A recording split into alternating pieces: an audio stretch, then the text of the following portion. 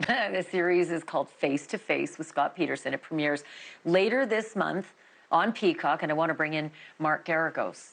Legendary defense attorney, yes, but also friend of this program, and maybe most importantly, he represented Scott Peterson all those years ago. Geragos, trailer doesn't give away much. Do you know anything? Can you spill some tea?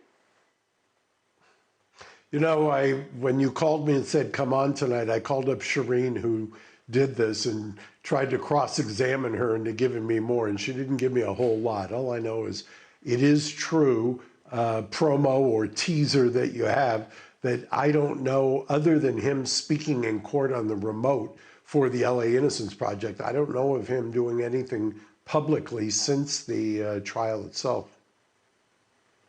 I was so curious about that. I suppose I get it because he's been fighting it, right, for 2 decades plus. He's been struggling for appeals and, you know, winning some, losing some all the way along. And as an attorney, you usually tell your client, don't talk at all. Did you ever counsel him not to give any interviews, and did you keep that counsel going?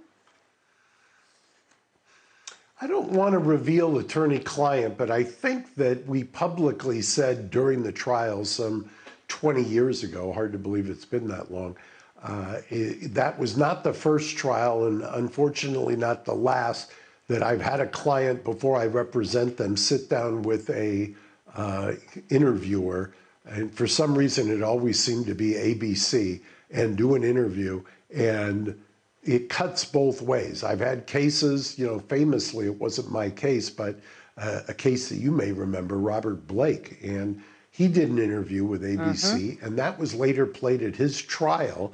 I believe that's why he was acquitted and did not take the stand, have to take the stand. Susan McDougal, who I represented in the 90s, she did an ABC interview.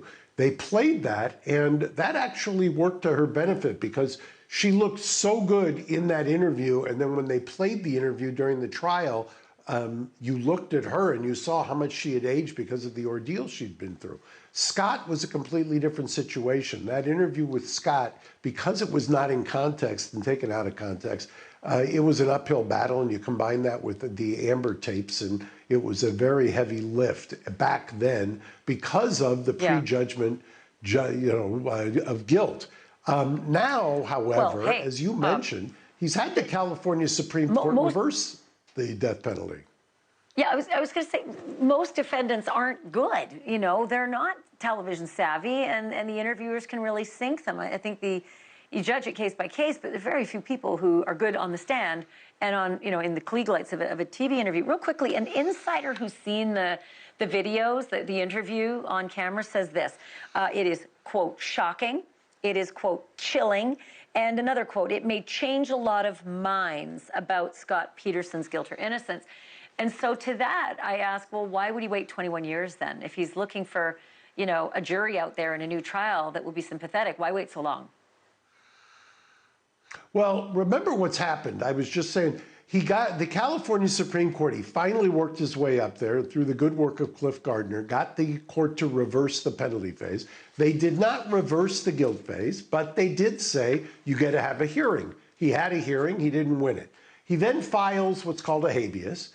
He's gotten some traction on that, both through his filing and through the LA Innocence Project. You're now at a point where he also has done remote appearances. It's kind of a post-COVID invention.